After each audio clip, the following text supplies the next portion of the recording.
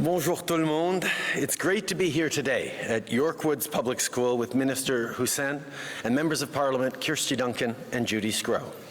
We're also joined by Carleen Jackson and Alexander Brown from the TDSB, as well as school trustee Chris Mamoliti.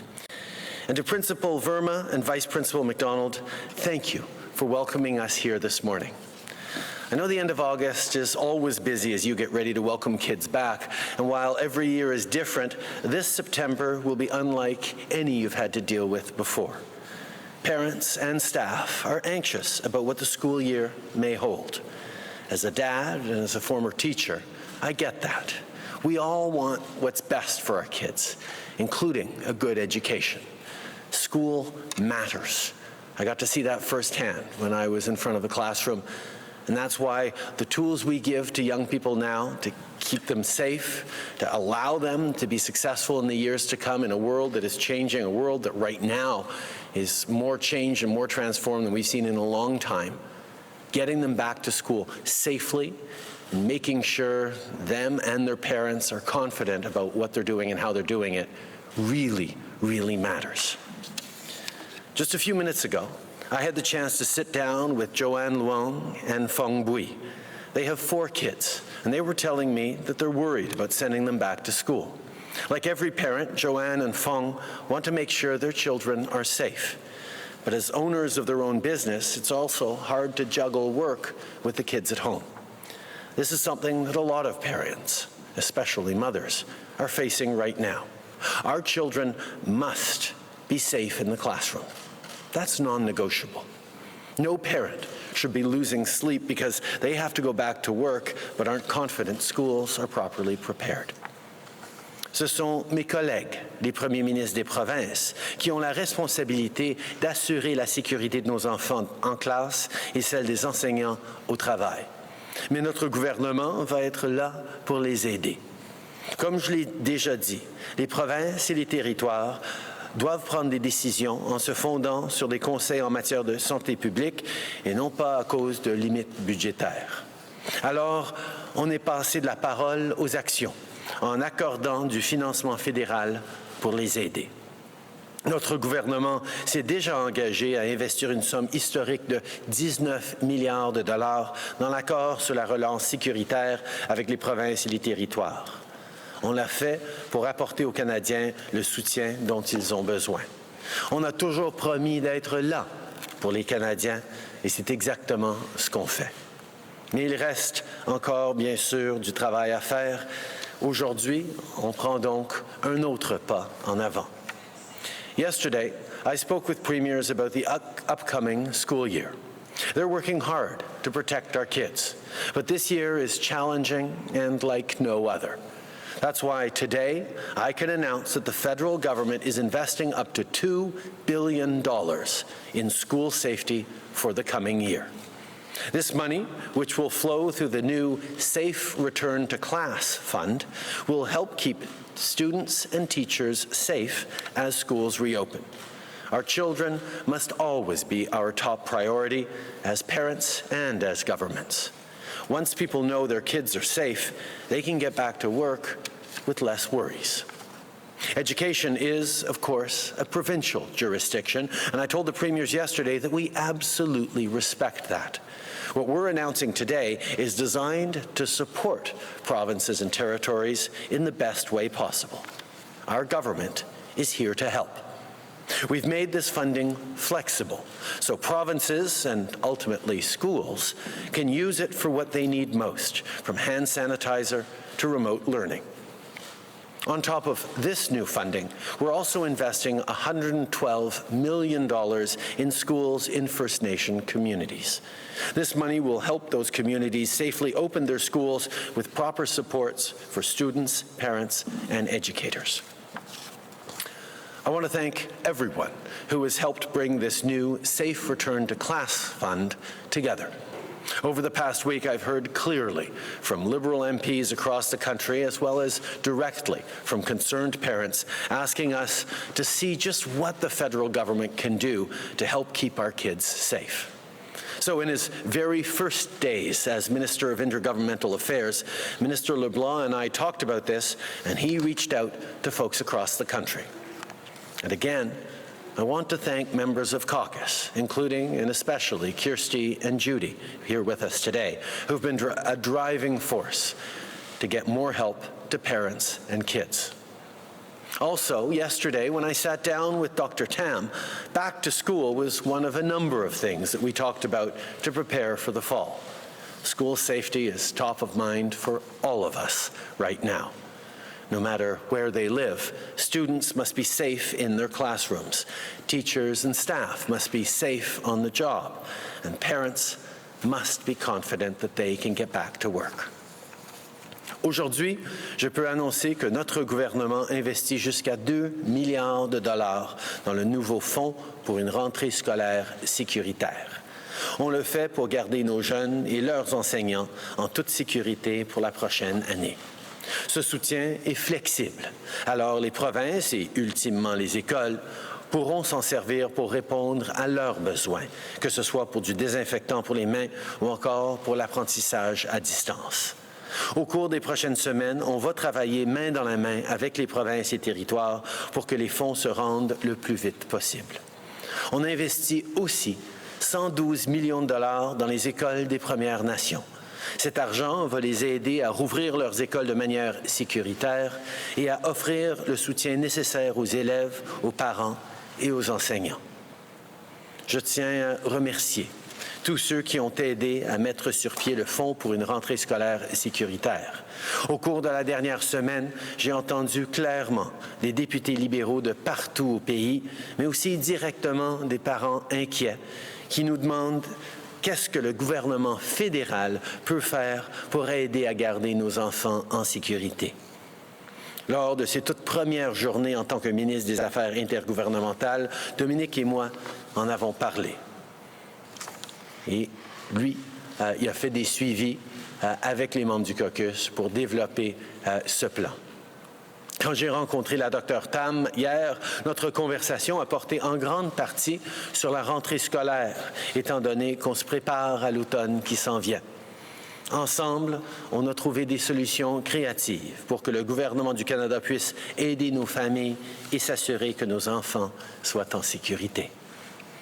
At our First Ministers' meeting yesterday afternoon, the Premiers and I discussed the measures we're taking to keep Canadians safe in the weeks and months to come. That includes today's federal support for schools and progress on everything from personal protective equipment to help for the most vulnerable. Fighting COVID-19 is a Team Canada effort, and we're all committed to continuing this work together into the fall. Je remercie les premiers ministres de leur collaboration dans plusieurs projets importants au cours des derniers mois. Comme vous le savez, la lutte contre la COVID-19 a toujours été un effort qui demande du travail concerté d'un bout à l'autre du pays. Dans les jours et les semaines à venir, je sais qu'on sera prêt à continuer d'avancer ensemble. Merci tout le monde d'être ici. Je suis content de prendre vos questions maintenant. Thank you, Prime Minister. We'll start the question period over to the phone today with 3 questions, 1 follow-up. Opératrice, c'est à vous. Merci. Please press star 1 at this time if you have a question. S'il vous plaît, appuyez sur étoile 1 maintenant pour poser une question. Notre première question est de Hélène Buzetti du Devoir. À vous la parole. Oui, bonjour, Monsieur Trudeau. Dans la mesure où l'éducation est de compétence provinciale et dans la mesure où vous n'avez pas ces 2 milliards de dollars-là, vous devrez les emprunter. Pourquoi ne laissez-vous pas les provinces s'endetter elles-mêmes si elles estiment avoir besoin de plus d'argent pour la rentrée? D'abord, on a entendu clairement à travers le pays que les parents sont inquiets de la rentrée scolaire. Je sais que les provinces travaillent toutes sur des plans pour une rentrée sécuritaire, mais les parents sont encore inquiets. Alors, on cherchait comment on pouvait aider en plus le gouvernement fédéral. évidemment en reconnaissant que c'est une compétence provinciale, mais le besoin est réel et criant. Donc, de pouvoir envoyer cet argent aux provinces pour qu'ils puissent faire encore plus pour protéger les parents, pour assurer que cette relance économique, que ce retour à l'école, que les prochains mois où on va continuer de vivre avec la COVID-19 se passent le mieux possible. C'est la décision qu'on a prise pour aider encore plus les familles au Canada. Mais cet argent, vous ne l'avez pas plus que les provinces. Alors pourquoi faudrait-il que ce soit de la dette fédérale plutôt que de la dette provinciale? Ça donne l'impression que vous trouvez que les plans provinciaux sont pas suffisants. Et qu'est-ce que vous dites à vos détracteurs qui disent que, en fait, vous essayez d'acheter votre réélection en jouant au sauveur? Je pense que les gens qui écoutent les parents d'un bout à l'autre de ce pays savent très bien qu'il n'y a quasiment pas d'autres sujets dont les gens sont en train de discuter ces semaines-ci. Tout le monde a des questions sur la rentrée scolaire, sur comment ça va se passer à travers le pays. Oui, il y a des provinces où ça va mieux en termes de chiffres de COVID-19, mais on sait très bien qu'il y a une possibilité d'une deuxième vague. Et on a reconnu que même si ce n'est pas une juridiction fédérale, on peut aider. On a fait une promesse aux Canadiens dès le début de cette pandémie d'être là pour ceux qui en avaient besoin et on a vu que les besoins sont là pour les parents. Alors, d'appuyer les provinces pour leur donner plus de ressources pour vraiment faire tout ce qui est nécessaire pour assurer la sécurité de nos enfants, c'est quelque chose de primordial. Merci. Opératrice, prochaine question. Merci. Thank you. The next question is from Laura Stone from the Globe and Mail. Please go ahead. Hi, Prime Minister. Good morning. You're announcing this money a couple of weeks and in some cases days away from schools reopening. So why didn't you make this money available sooner? And can you respond to criticisms that you are trying to make your government look like a political savior by swooping in at the last minute? I think we recognize, and I've always deeply recognized and followed the principles of our Constitution that says that K-12 education is a provincial responsibility. And even as a teacher and a parent, I've recognized that that is something we're best leaving in the hands of the provinces.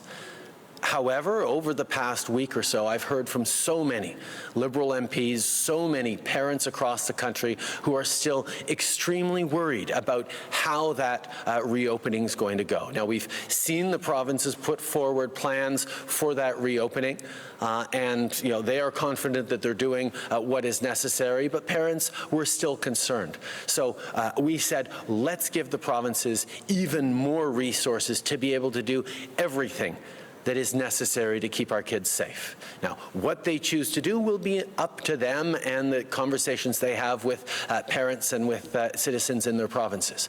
But we know that there is more to do to ensure that parents aren't anxious or aren't as anxious about the return to class. We have no intention, and we had no intention of interfering in provincial areas of jurisdiction. That's why this money coming in to be able to top up the plans that the premiers have set forward is going to be something that will give people confidence, not just in the safety of their kids, but in their ability to get back to work and our economy to get going once again. Following up, Laura. And Prime Minister, you're making this announcement in the Toronto area. Obviously, there have been some vocal critics of Ontario's plan, particularly around class sizes. So are you saying with this money that Ontario's back-to-school plan is not good enough? And do you expect the Ford government to use it primarily to lower class sizes? As I said, we've heard from parents right across the country who are concerned about sending their kids back to school. So this is money that is going to help right across the country in every province and territory. Also, like I said, we fully respect provincial jurisdiction over education. This money is there to help keep our kids safe, but the provinces will determine the best way to make sure that this money is spent in ways that keep our citizens and our kids safe. Thank you. Operator, last question on the phone. Thank you. Merci. La prochaine question est de Lee Madrid de la Presse canadienne. À vous.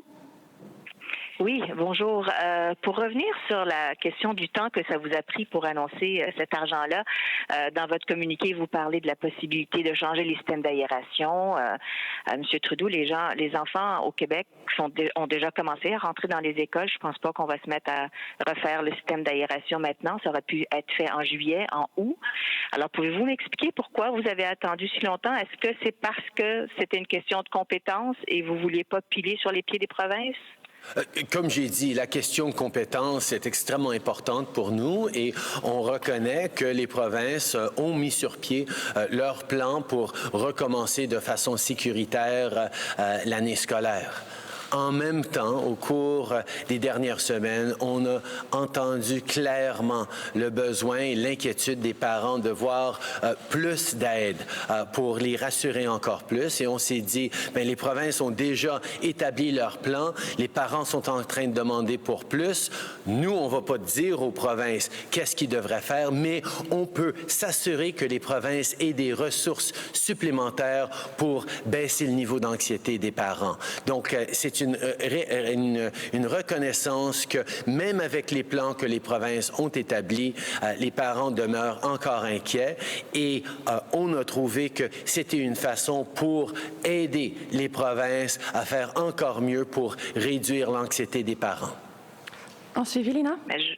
Merci, je reviens avec ma question. Est-ce que c'est pas un petit peu trop tard pour calmer les parents? Parce que, à part d'acheter plus de savon, là, maintenant que les écoles sont déjà ouvertes, comment est-ce que cet argent-là va pouvoir servir? Bien, d'abord, j'ai énormément de confiance dans les provinces et dans les écoles pour voir comment ils peuvent mettre plus de ressources au bénéfice des étudiants. Puis on reconnaît aussi que, au fur et à mesure que l'année scolaire reprend, il y a une possibilité d'avoir des deuxièmes vagues. Et cette réalité veut dire que ces ressources-là vont pouvoir aider pour amener des choses qui seraient peut-être pas une priorité ou des choses auxquelles ils ne pensent pas maintenant, qui vont peut-être devenir nécessaires à la mi-septembre ou en fin octobre. Alors, de s'assurer que les provinces aient plus de ressources pour pouvoir protéger les jeunes, je pense que c'est quelque chose que tous les parents et tous les gens comprennent à travers le pays. Prime Minister Brian Lilley, Toronto Sun.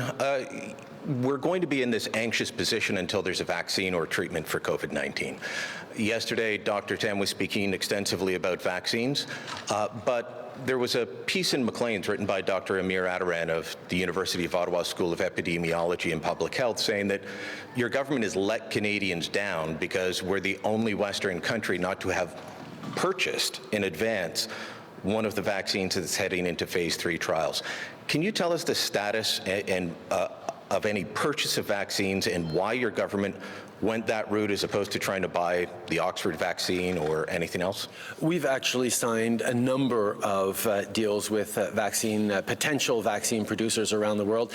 The issue is nobody yet has a vaccine and nobody knows who's going to develop the vaccine. So like many, many countries around the world, we're working with a range of partners to ensure that when someone does find a vaccine, Canadians will have access to it.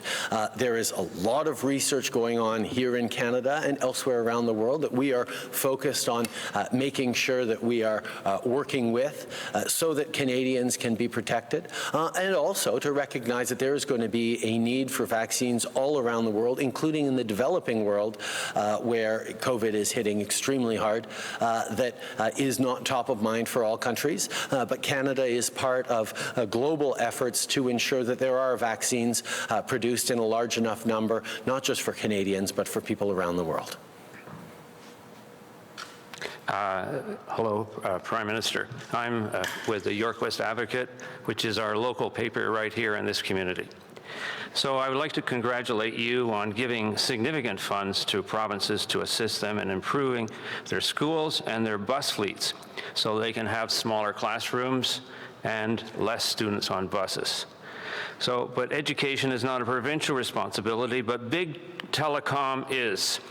And lower rates and high speed on the internet is important for students at home and in school, because after COVID, a lot of kids are using, and parents and adults are using the internet also for education.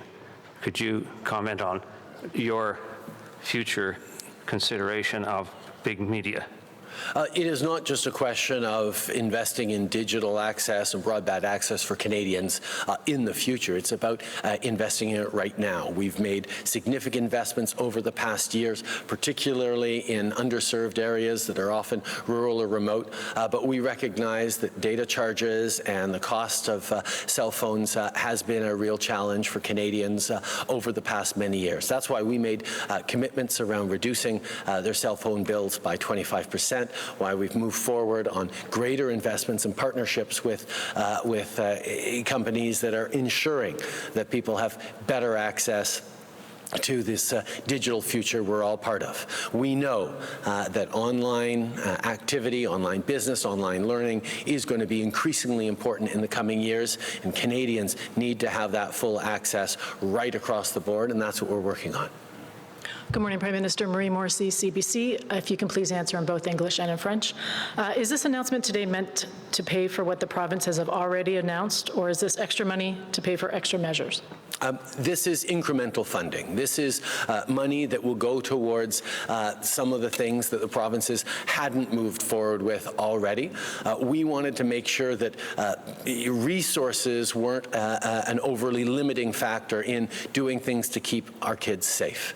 We've heard very clearly from parents over the past weeks the level of anxiety they have, and extra measures that provinces can put forward to make sure that kids are safe is what will be available with these funds. Nous reconnaissons à quel point les parents sont inquiets, même avec les plans que les provinces ont déjà mis de l'avant. Alors, cet argent va permettre à des actions et des mesures supplémentaires pour vraiment rassurer les parents et assurer que nos enfants soient en sécurité pendant l'année scolaire. Hello, Prime Minister.